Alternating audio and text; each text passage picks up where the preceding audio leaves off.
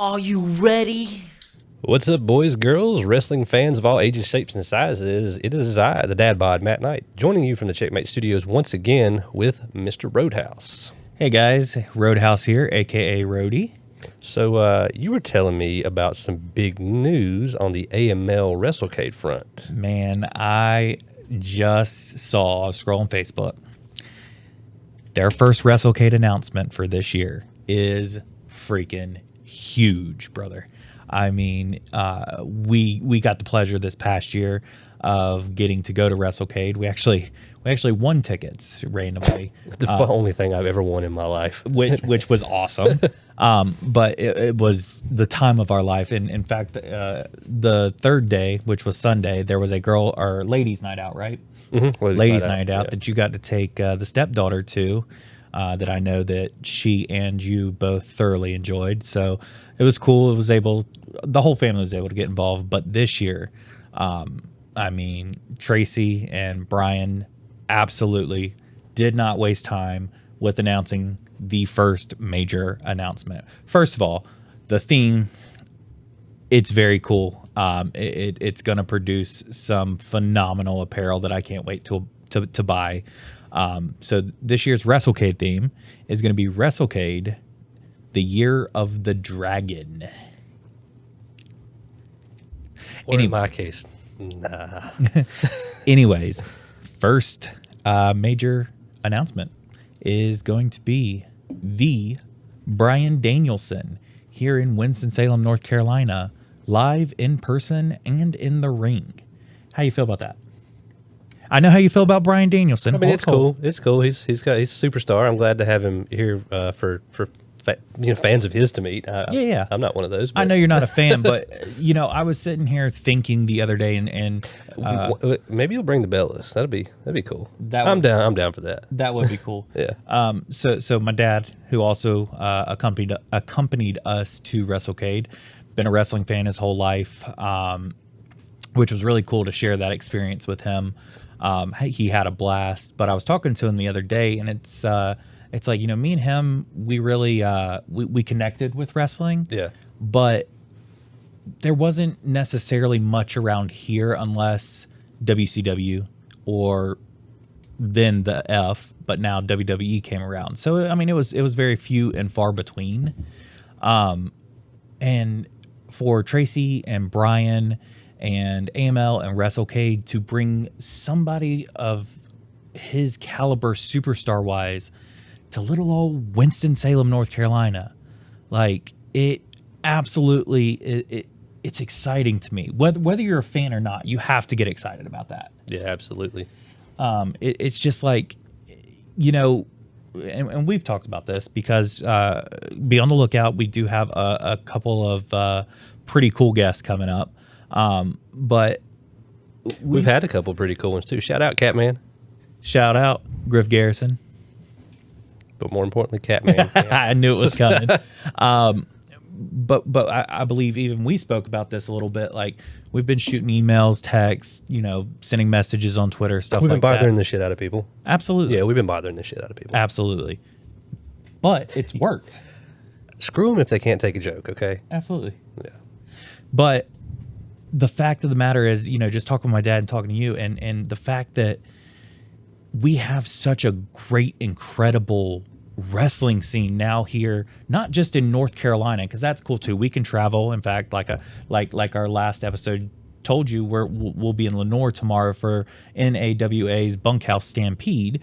But the fact that we're bringing, it's going to be a slobber knocker, fellas. I'm going to tell you, it's going to be something that's good. Mud hole stomped in him and walked dry. Yeah. All right. But the fact that we have, we don't have to drive the hour and a half, go to a different state for some of these big, huge names in little old Winston-Salem. Like, it gets me excited, man. It really does. It gets me excited. Yeah. So contrary to our setup, we're not sponsored by Mountain Dew. Unless Mountain Dew would like to sponsor us. Mountain Dew, what a refreshing drink. Yeah, I only drink about a 12-pack a day, as you can tell from my chins. Different story, though. I want to talk about some news that pretty much everybody who is our audience is probably talking about, and that is the return of Vinnie Mac to the board of directors, the exit of Stephanie Mac, also known as Mrs. H, Love S. and the sale now of the WWE. What do you think of that whole situation? What do you make of that? There's so many different tangents I can go off of, good and bad, for and against McMahon, Vinnie Mac, as I'm trying to say, but I think that he absolutely handled it the wrong way, holding the company hostage, no matter what the outcome was. I think he, especially in this day and age, I don't think it was really should be acceptable in any day and age. Maybe back in the 90s, the reason for his exit might have been a little more because some of that stuff was happening in the higher levels of government. I'm not going to get into that whole story that happened. However, his exit should have been the exit. He's coming back now. It seems like that a couple months off work, no consequences. I will say this about the man. He has done more for the business of pro wrestling, the exposure to large audiences and bringing pro wrestling to the mainstream more than anybody on the planet, I believe. I couldn't agree more. But here in the past, I don't know, 10 years even, the product, I believe, has gotten stale, minus some high spots and some good storylines that were really eventually just killed because of contract negotiations, or it wasn't the direction that Vince wanted to go in. I think Triple H and Stephanie, Triple H is head of creative. I believe that has been doing a really good job of trying to Great job. recreate the WWE, not as a lot of people from our generation were expecting to go back to the Attitude Era. Right. But he's really, I guess, trying to come up with something new and fresh. And I think he has been very successful in doing so. Now, one of our arguments has been the Bray Wyatt storyline. Is it good? Is it taking too long? I mean, are we on the borderline? Is something building? So there's always going to be questionable things out there. Just like it seems like all of pro wrestling Twitter wants to question everything AEW does. What's your take on it? I first have to completely agree with you on Vinnie Mac being. I mean, I know that his dad created, quote unquote, the WWF, WWE, but Vinnie Mac took it and ran with it. Mm-hmm. Vinnie Mac created the WWF, WWE, in my opinion. Well, and he went for broke too with that first WrestleMania. He spent everything that he had, every dime. And if it wasn't a success, then you wouldn't see him today. It was going to be either hit or miss. Yeah. He literally if it didn't work, he was out of business. If it did work, holy shit, we've got something here. That was the epitome of whether pro wrestling was going to be able to make it mainstream, and it did. Yeah. So I want to give all the credit that's due to him because, like you said, he's had great storylines. He's done a great job through all these years, but he fell out of touch. Let's just be honest. Let's call a spade a spade. And I've also read accounts that there might have been some possible senility aspects to that, where you saw some of the repeat matches because he would forget that he had already had those matches. Right. My grandpa was a great carpenter all his life, but the work that he did in his 80s wasn't as good as what he did in his 60s, 50s, 40s, and the wonderful stuff he did while he was honing his craft in his 20s and 30s. So there's an age aspect. I don't want to sound ageist because I know there are some very capable people out there who are older people, myself being one of them, or not one of them. But there comes to a time to ride off gracefully into the sunset. I think he had ample opportunity to do so before the misconduct allegations came out, and he should have took that as a clue to just fade out of the public eye. Well, let me speak on that, and because I have an opinion on this. Should he have done that? Absolutely, and it's because of the allegations, this, that, and the other. But it's kind of like the same thing as, I'll equate it to the Ric Flair match. Yeah. He wanted to do it on his own terms. And I get that. I get that because you build an empire, you don't want to be told when you're done with your building your empire. However, if I was Vinnie Mac, right, and I haven't been in that situation, so it's hard to say because you never know what you're going to do until you're in that situation. But if I was in that situation, there was accusations, whatever, I'm butthurt all day long. I'm butthurt. But once I start to see the response of all the positive things that were going on, plus the ratings going up and everybody, talking about the Triple H era is going to be unreal and this, that, and the other, I think I would have stayed gone. Well, and the willingness of people to work with Triple H that had left the company and said, left on pretty bad terms and made it public that they did not want to come back. It's even been rumored that FTR is one of those teams that it was almost a sure thing that they were coming back. But I'm glad you said that last point because there was a huge buzz on the wrestling media on the internet and non-wrestling. I think even Barstool Sports reported on it that it was a sure thing that WWE, aka the Fed, aka New York City, had been sold to the Saudi Arabian Public Investment Fund, aka the Saudis. And there was a bunch of hate being spewed on the internet for that.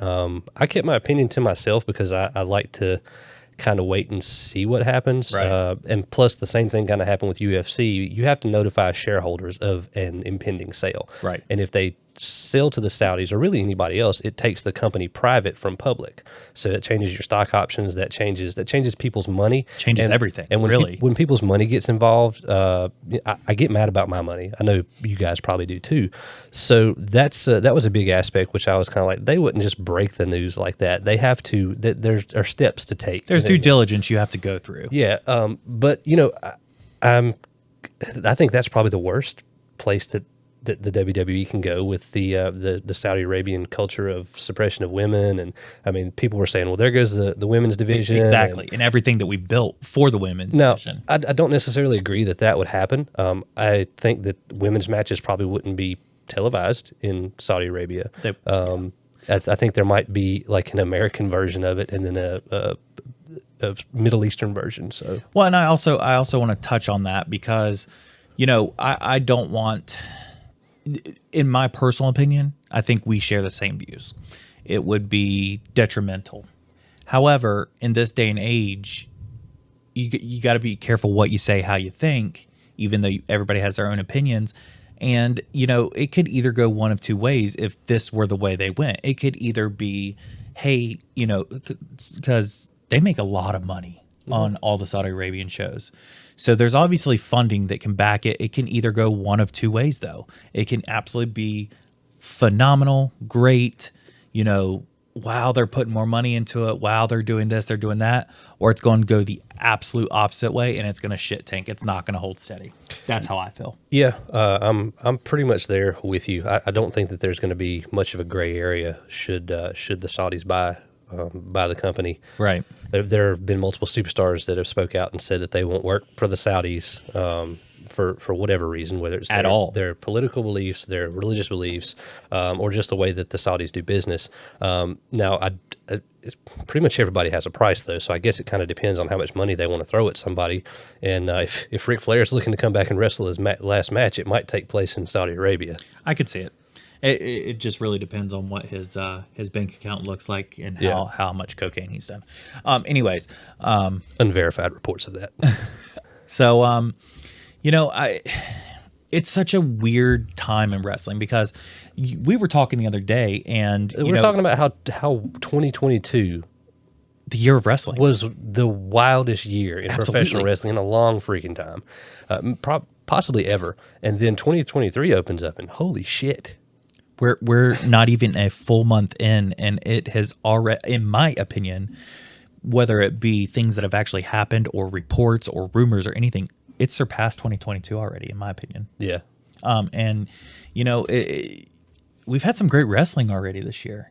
And if this whole sale is a storyline, if it's a storyline, Vinnie Mac, Yeah. I take any negative thing I've ever taken or said about you, and I take it back because holy shit, great job. And it's not out of the realm of possibility either. He's wrestled God, right? Or That's fair. had a feud with God. That's on fair. TV. He's had a hair versus hair match with an ex-president. He's died in a limo. In the limo, yep. And then magically reappeared to announce the death of a superstar that is the name that we do not speak. He who must not be named. he who must not be named. Hide your wife and kids. Well, yeah. Anyways, but yeah, it's just if this is how 2023 is starting out in the wrestling world, like what does that mean it has in store for us? That's what blows my mind. Like we're not even we have put our toes in to feel what the temperature of the water is. So here's what scares me. Art mimics life. Is that the phrase? Sounds good to me. Something like that. But so if that is truth, then life mimicking art is going to be we're in for a heck of a one heck of a 2023. Let's move on. Still want to talk about the sale piece. There now have been, I guess yet again, unconfirmed rumors that Tony Khan, the owner of AEW, and his father have now dropped their name into the hat, wanting to either purchase or merge with WWE, even to the point of they have also entered talks with Disney with all three, and said that there will be a position for Vince McMahon available. Now, I want to dive a little bit further into that. Yes, but before I do, let's talk about how that would look. And there's only speculation from this point out. It for sure opens the actual, for real, forbidden door. There's no door. There's no door. Yeah. There's no door. You can't say forbidden door anymore because it's just open. Well, now it's just a door. Yeah. It might not even have a door. It's just a doorway. Whoa! Before you continue that thought, yeah. If per se this happens, right? I mean, first and foremost, this is, in my opinion, and take it for what it's worth, I was a WCW guy. I started with WCW. I was for my first solid 2 years until I knew that there was a WWE out there, and then I was back and forth. I think that those two merge. This is bigger by a million than when the Monday Night Wars happened, and then Vinnie Mac bought WCW.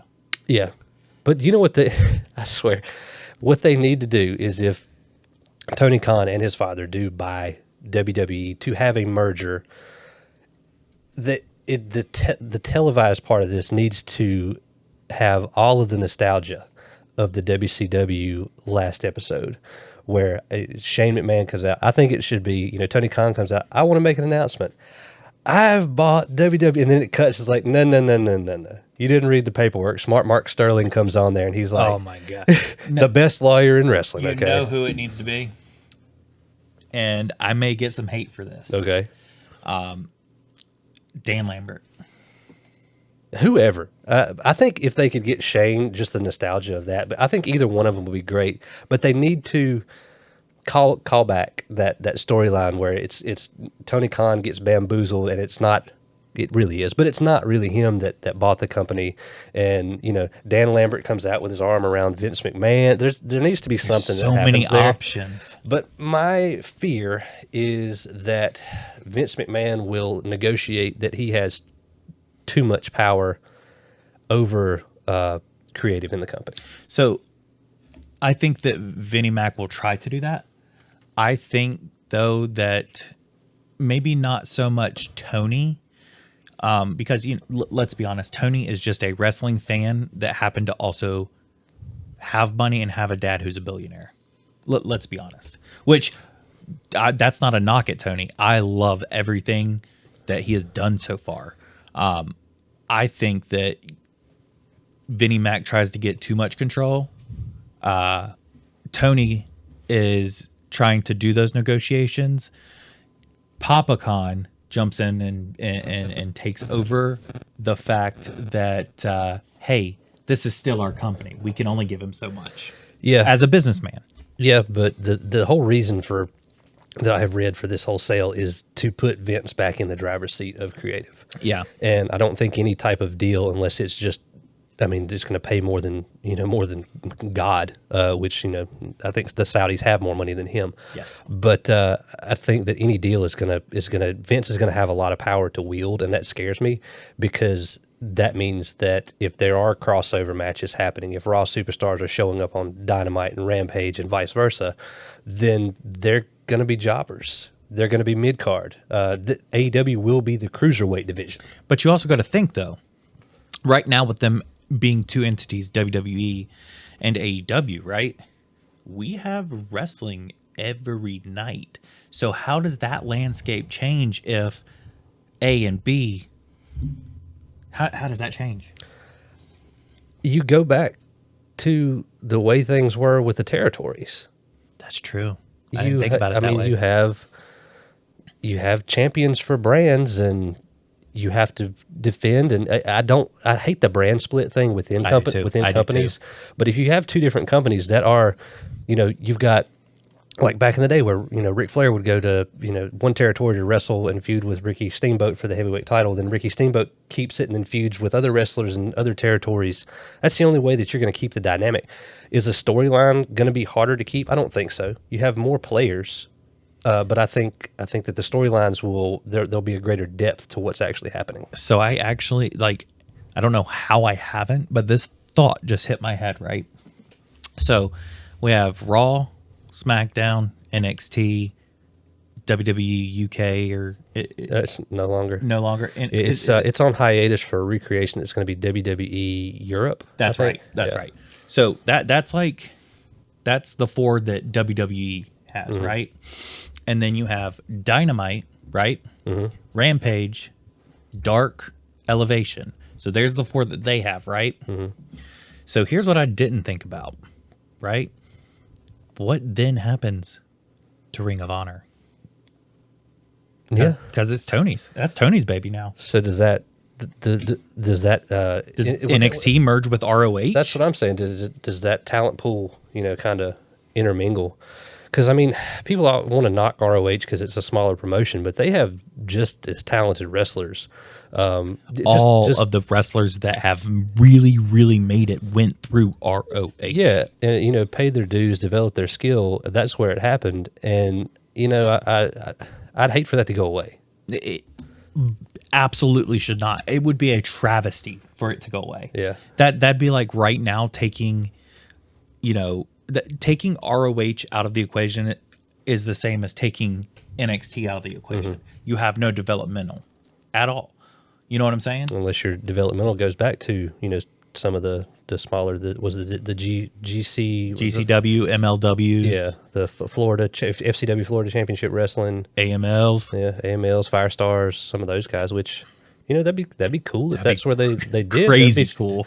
I mean, if they handle it right, it could uplift the entire pro wrestling scene in the United States, right. I believe. If it's handled wrong, though, I feel it's going to implode. Yeah, on the larger scale, but the smaller guys, the local guys, I think they'll be fine. And I actually think that a merger could potentially even help some of these local guys. Well, you see what AEW does as far as bringing in non-contracted talent. Right. WWE never does that. You don't. If they do, it's on a darker, or it's on a dark match, or a Royal Rumble, right? Or you have a one-night deal, and they're still under contract for that one night, right? So, I guess to piggyback on that, right? So let's say that merger happens, right? We've got Papa Khan is Nick, correct?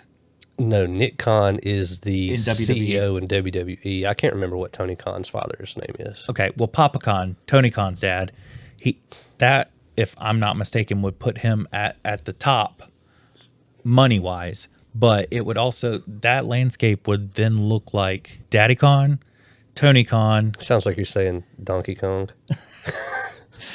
Papa Khan. I want Donkey Kong. That's got Papa Kong at top, and then you got, do you think that they negotiate where Tony and Vinnie Mac are equals, Or I don't know how that would happen. I mean, because then you have to have the Bucks in there. You have to have Omega somewhere in there, and the bloodline. and nobody's going to want Punk. Oh, Punk's done then. If that merges, Punk doesn't have a chance. Not a chance in hell. See what I did there? Yeah, that was a. So then with that though, like we've merged the two largest mainstream wrestling promotions. So then does Stephanie, Trips, and Impact and GCW, do they all come together and be like, you know what, we can do this too? I don't know. It's going to be interesting to see. I never expected Stephanie to just Walk out. and the press release. It seemed like it was so forced. It was fake. It was. This is what happened. They said, we don't want to tell you the real reason, so we're going to take a template and we're just going to put what we need it to say in here. So how long do you think her non-compete was? Do you think she had one? There had to be something when they named her the interim co-CEO, right, with Nick Khan, because there had to be something of either a gag order, right, where she cannot come out and say anything that's happening with the inner workings of Titan Sports, right. Which that's another thing to watch for. Does Titan Sports remain Titan Sports? Does that whole thing get sold, or just the WWE portion of that? Right. I mean, I know now that XFL isn't a thing that really. Well, it is. It is. It is. It's not. It is. It's not. Right. But I don't even think Vince owned. Did Vince sell that to The Rock? The Rock. He's the owner, and they just pick teams and all this other crap. So yeah. So you have Titan Sports with WWE. So that's another. I don't know if it matters, but that's another thought to consider. Well, the fact of the matter is that if AEW buys out the WWE, I am going to absolutely laugh my ass off that WWE will be back to Turner, right? No, now that's another thing that has to be negotiated is the network agreements. Right. So that's the another caveat of this is the fact that Tony and his father were talking with WWE and Disney. Does Disney get all of the streaming rights and everything? I mean, I know that they do, but now does WWE only air on Disney Plus, or does it stay where there's Peacock?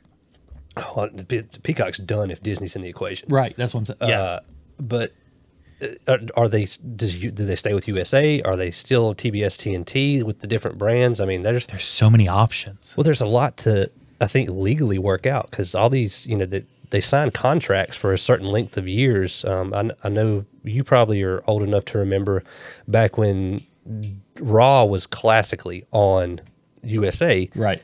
They couldn't reach an agreement. I think it was because of some of the lewd and lascivious things on TV. Right. They ended up going to the Nashville network for 2 years. Mm-hmm. It was a short period of time, and then USA was like, "We should not have done that." Just enough to remember. Yeah, and then they brought it back. So, and that's what's crazy. And I on the aspect of Vinnie Mac being around for so long and knowing the business and the ins and outs and everything so well, do I disagree with him coming back to help the sell? Absolutely not. I think that was a good business decision. I think that was all he should have been a part of. Absolutely no creative, absolutely nothing to do with anything that goes on the show. He should be able to come back. It was his baby. He flourished in that role, and he basically raised a child.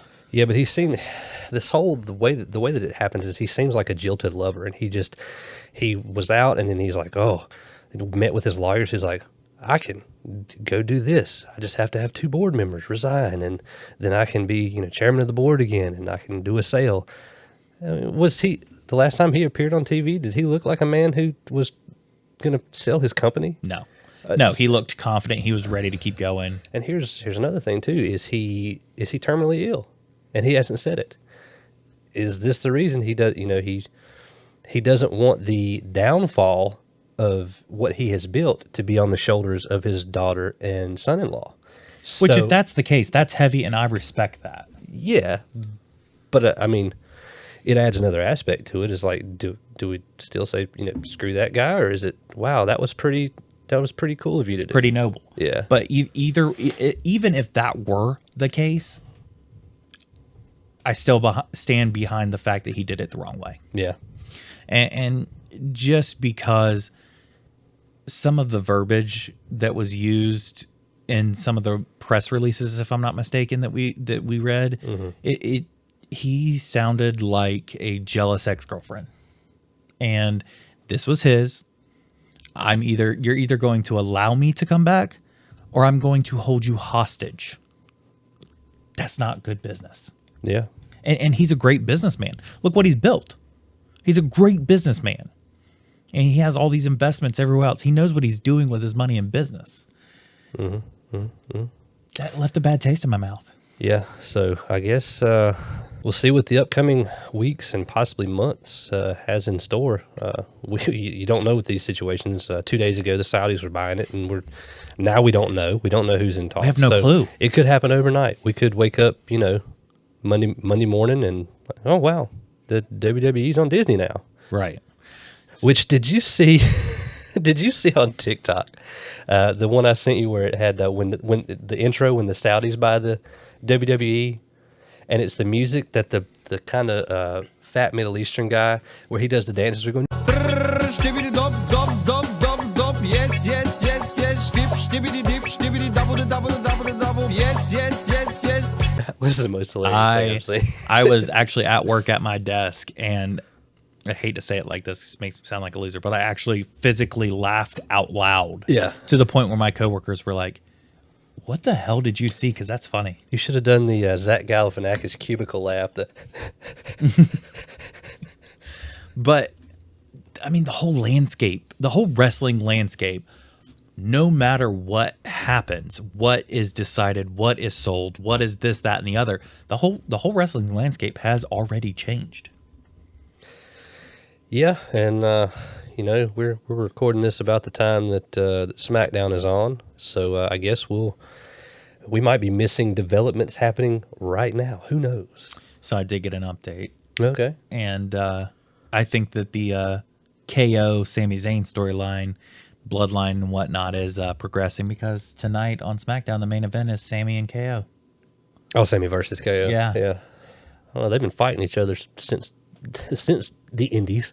But I think that this time is different. I think that they will have a great match that will end up in the Bloodline starting to interfere and Sami not allowing that.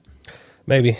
I just want him to cut his damn hair like the Usos. They teased it and it never happened, and I was pissed, man. I think what I'm excited for, though, really, I mean, it's going to be cut and dry who WWE sells to. It's not like you and I are going to have any vote.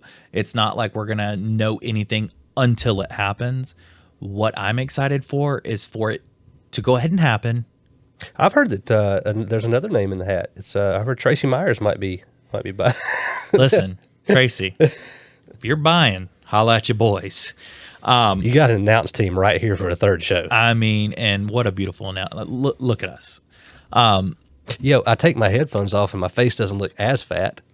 I know. I like to push them closer so it does. Yeah. I like to get real red in the face when I'm doing it.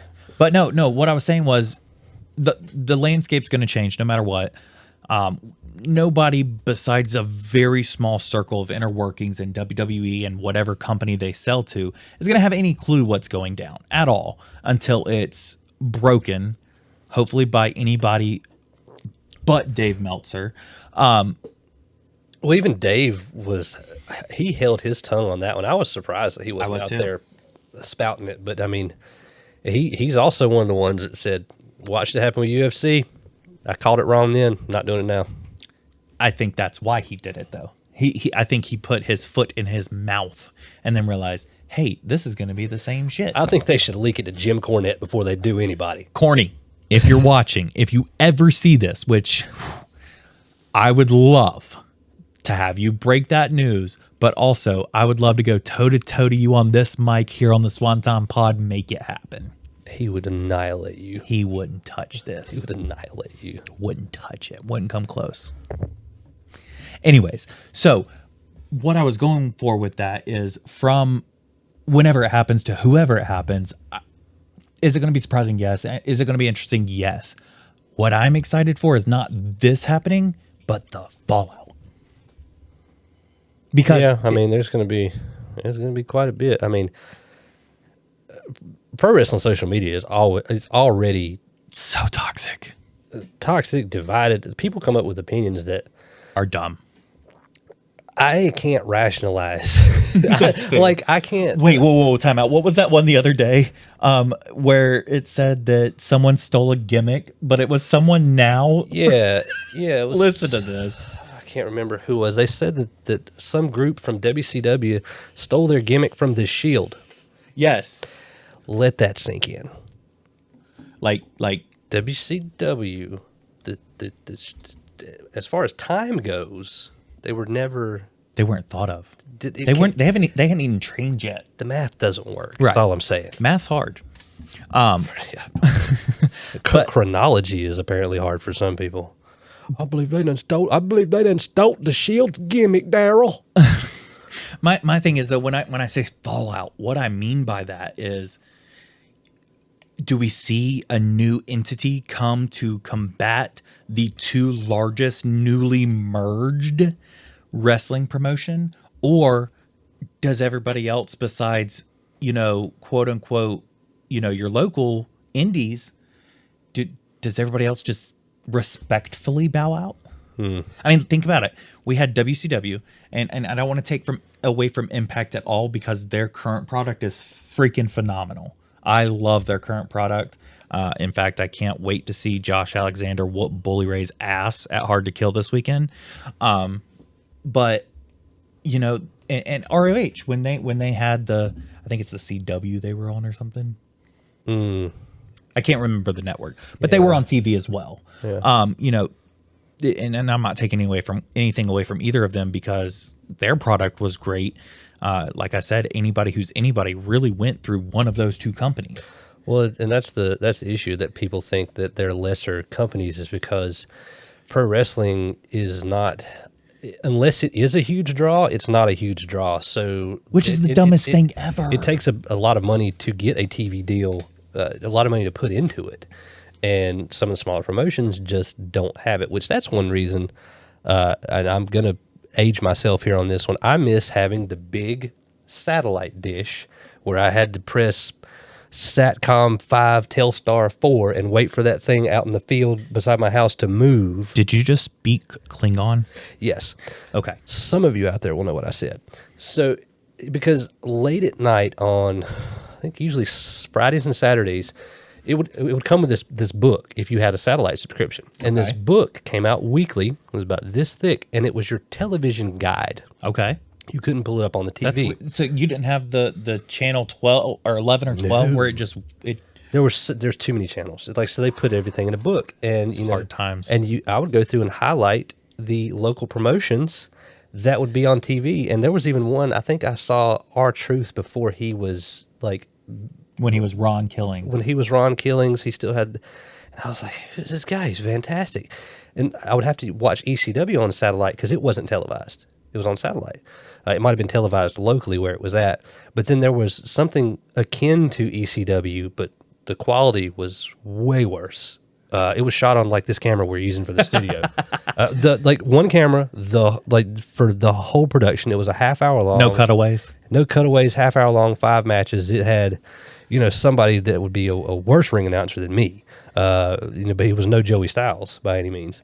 But those were the good old days when, you could pull up an AML event it was every Saturday night. Or even the practice. It's like they would have allow audience into their show practice, and they would televise it. Well, and here's why I'm bringing this up, and I think that even you can attest, because we've been to an AEW event live. Mm-hmm. I've been, and I know as well as you have been to a WWE/WWF event live. Correct? Couple WCW ones. Yeah. Yeah. So we've seen Did you hear me say WCW? WCW. I tell you what, Daryl, I miss the days at WCW.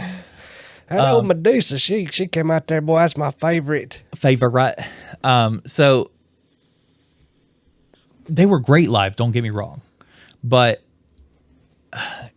it's hard to explain because here's my thing. At this point in what we've done with this, as well as we talk about all the mainstream wrestling, but I get just as, if not more, excited to talk about the AML show that we went to WrestleCade, to Firestar, to PWF, to the NAWA that we're getting to experience NAWA for the first time. I think I'm more excited. Like, I was more excited to talk about that than to watch Dynamite on Wednesday, even though I did. Speaking of, do you know who's going to be at the NAWA event that we know? Who? You remember Ryan Mantis? Yes, the referee. No, he was security. He was doing security there For PWF. Yeah, when they did did that whole gimmick where he choked a audience member out, and Great, that was great shit. it didn't look like a work until he was like, He told you "This will work. This will work." But I think that I mean I don't want to speak for you, so I'll speak for myself because I know this in my heart. Damn right you speak for yourself, Daryl. But I think that you'll agree with this, that right now I'm hashtag indie all day. Oh yeah, I enjoyed being at those shows more than I've told you that before. I'd rather watch it on TV than go to the event. Right. But WWE that kind of did that for me. I like going to the WCW stuff. I think that might have been because I was a lot younger. I went to the WCW also felt a little bit more personal to me. Right, but that's what I like about going to the AEW shows is that it felt more intimate. Right. Justin Roberts, he as the ring announcer, he interacted more with the crowd. Was phenomenal. The off camp when they cut to commercial and did a lot of the commercial stuff. He interacted with the crowd. He got the crowd hyped. He went out there and was just an absolute master at his craft. I gained a lot of respect for him and actually like him so much more because he's always been a good ring announcer, but to not only hear him live, he sounds completely different live, I think, but also because to see him do that interaction and like how great he was at it, it felt so personal to me. Yeah. And the fact that he knew my name, the wrestling, Matt. No, he kept saying, yeah. But I mean, shut up now, Daryl. Because here's my thing. I would put up. So we went to WrestleCade weekend. The Super Show, which unfortunately Knight was feeling a little bit under the leather, so he left early that day. But I got to see the whole Super Show. Probably, I just literally got chills talking about it and thinking about it. Probably the best live show I've ever gotten to witness. I would do that again over being front row at a TV taping. Yeah, all day. And what made it even cooler is you had like ex WWE superstars like Dirty Dango, aka Fandango, Kurt Hawkins, Johnny Wrestling Morrison, whatever his last name is now. He was Johnny WrestleCade there. Yeah. But you got to see those people with some of our local talent, with some of our the AEW WWE talent. How many W's are you going to say there, buddy? 7. So you got to see the inner workings of like potential dream matches that never should or could have been brought to fruition. Does that make sense? Yeah. So it was almost like a mixture of just the perfect conglomerate of greatness. I'm going to trademark that. A conglomerate of greatness. Huh? Using your $16 words here, I see. But I really mean that though. And if you would have asked me last year on the podcast, which I would have picked, until I experienced some of these great AML events or WrestleCade or PWF or any of that, I would have said, let's go to a big show first. Well, and the thing too about it is, and I know because I've had wrestlers' opinions on it, they have more fun, I think, doing those type of shows because they can be the type of character the not necessarily different gimmick, but the presentation that they're more comfortable with without having to fit a made for TV storyline. Because when you're on TV, as we know, every match has to tell a story. It's what makes a match a good match, not necessarily the technicals or the jumps and flips, but the story that is being told in the match.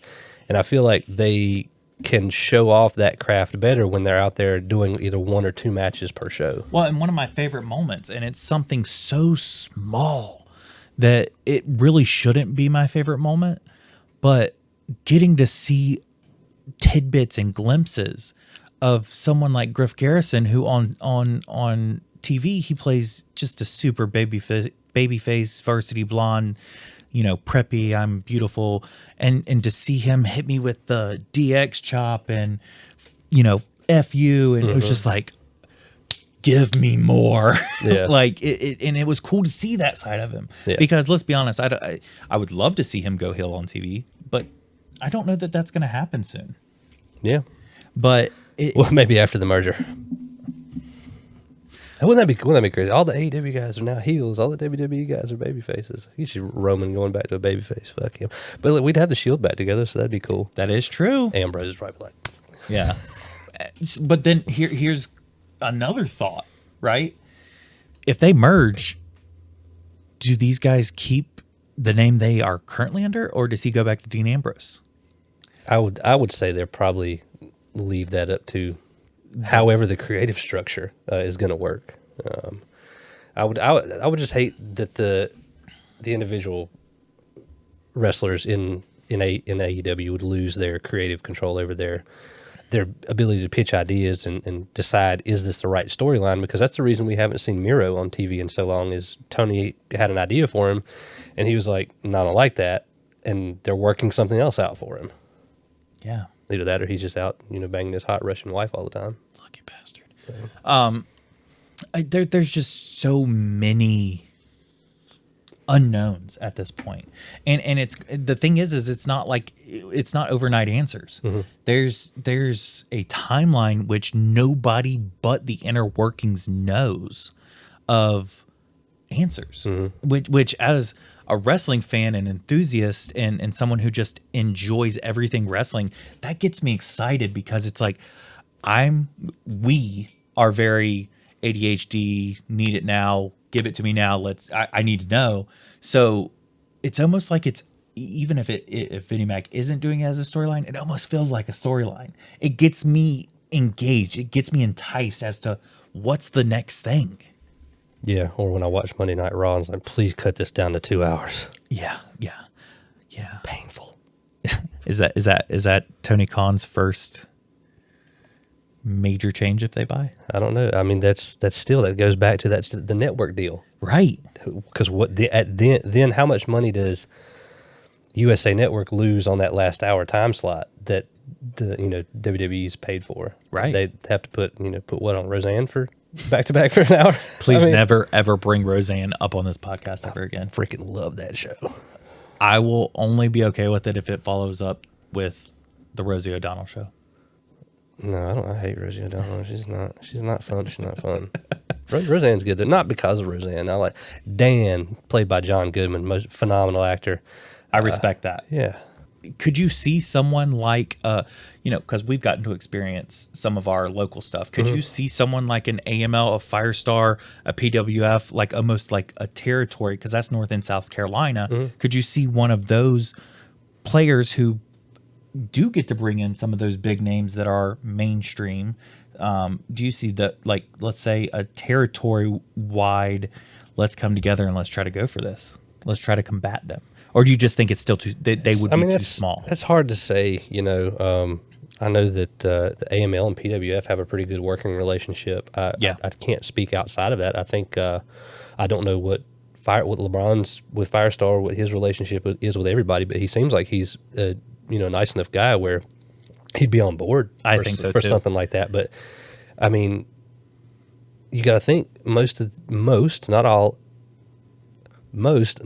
of the independent guys they have full-time jobs.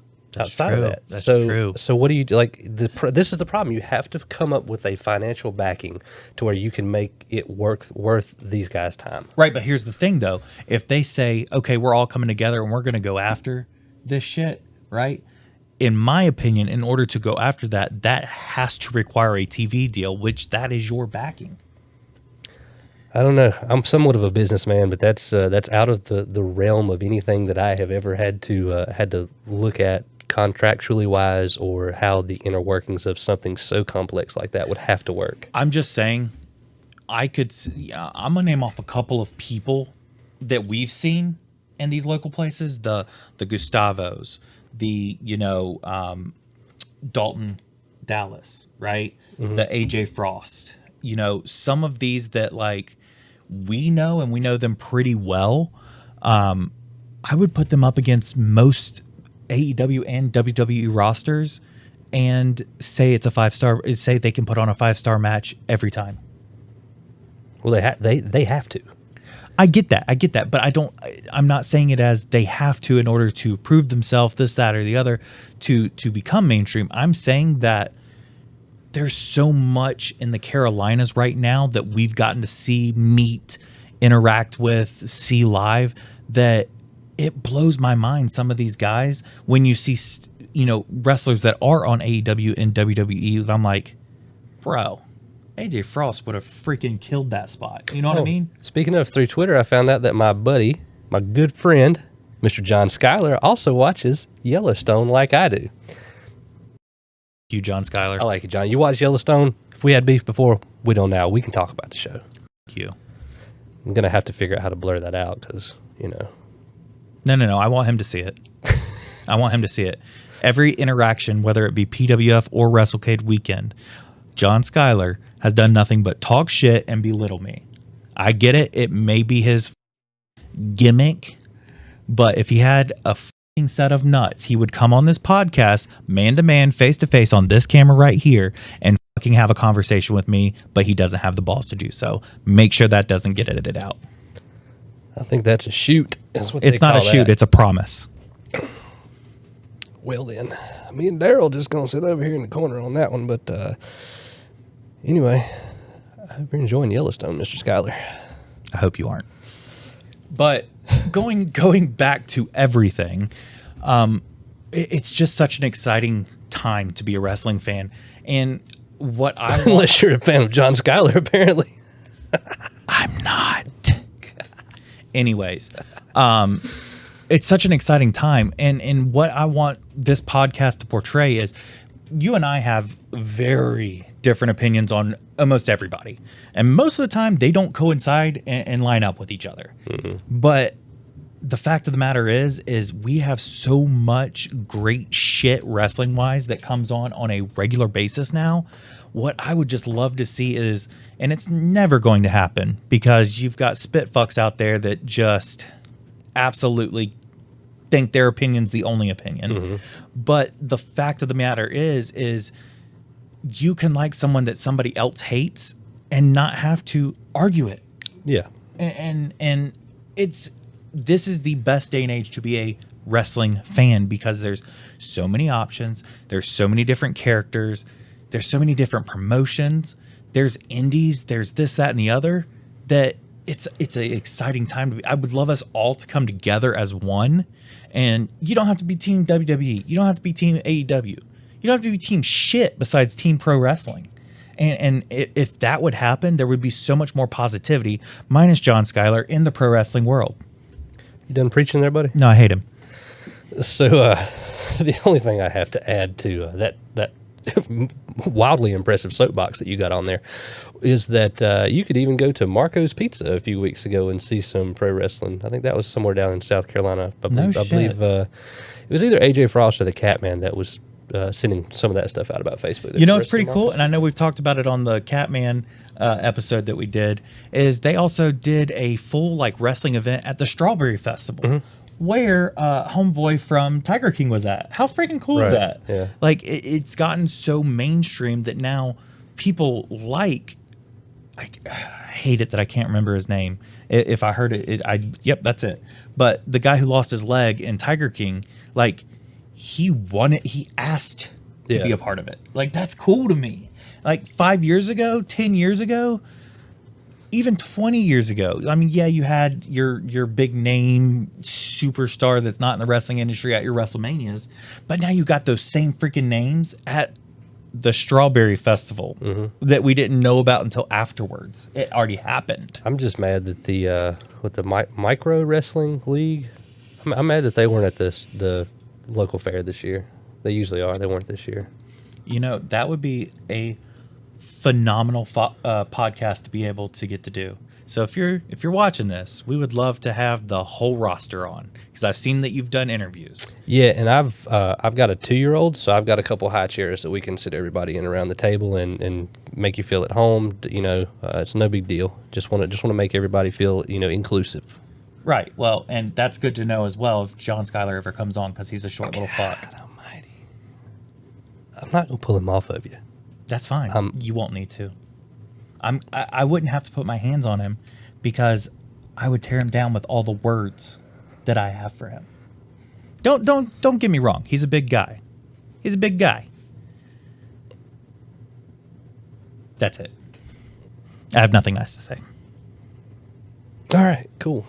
So I think that about wraps us up. Absolutely. Daryl, you got anything to say in the back there? No, Daryl's done too. Daryl, huge John Skyler fan, just like myself. So everybody's got wrong opinions, even if they're wrong. Yeah, so looking forward to the NAWA Bunkhouse Stampede event tomorrow night down in Lenoir, North Carolina at the American Legion Hall. I know that you will be hearing this episode after we go to it. However, there is another episode where we talk about the whole match card. There's even a video in there featuring Mr. AJ Frost talking some mad heel shit to his opponent for that match. Heel shit, heel click, let's go. And you know, I don't want to give away anything of what we have coming up, but you and I have worked our asses off to really try to push this podcast to the forefront, and, you know, not get noticed, but get some big names that we respect and we look up to on. And I can happily and joyfully say that the Swanton Pod is officially booked out every weekend and a few weekdays, but every weekend until the last weekend of March. So be on the lookout for great interviews, great guests, great commentary.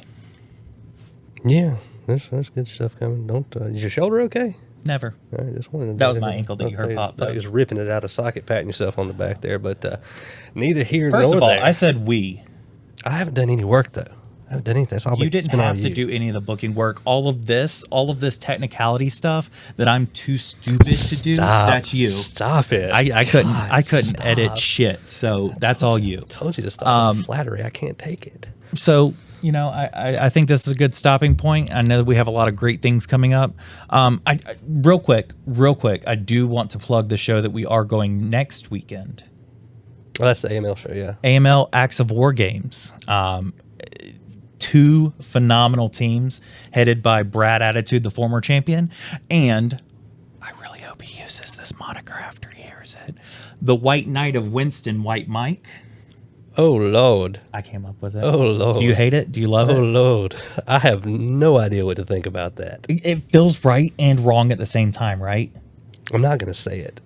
You're not going to say it? I'm not going to say the white. That's too much for me. The White Knight. The White Knight of Winston. Man, I just think I think it's a good gimmick. It's simple. It's White Mike. White Mike. White Mike is White Mike. He's recognizable, and that's and him. He is fucking awesome.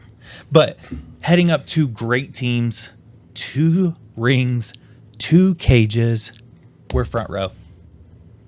I hope I don't get any blood on my shirt. I hope I get all the bloods. I haven't been vaccinated for anything. I was really hoping that old Johnny Skyler was going to be at that one, but he actually ended up getting suspended from AML for just being a complete douchebag. So, you know, I can test that. I'm gonna have to talk to somebody and get him get his suspension lifted. I'm gonna have to pull my weight. You know, well, I'll be front row. So Johnny Skyler, if you can somehow get in the building, see me front row, front and center, you don't want none. All right, there you go. Email. Go watch it. We'll be there. And remember, guys, pro wrestling is for everyone. Are we done? Tequila. Stibbidi dop dop dop dop dop. Yes yes yes yes. Stib stibbidi dip stibbidi double double double double. Yes yes yes yes.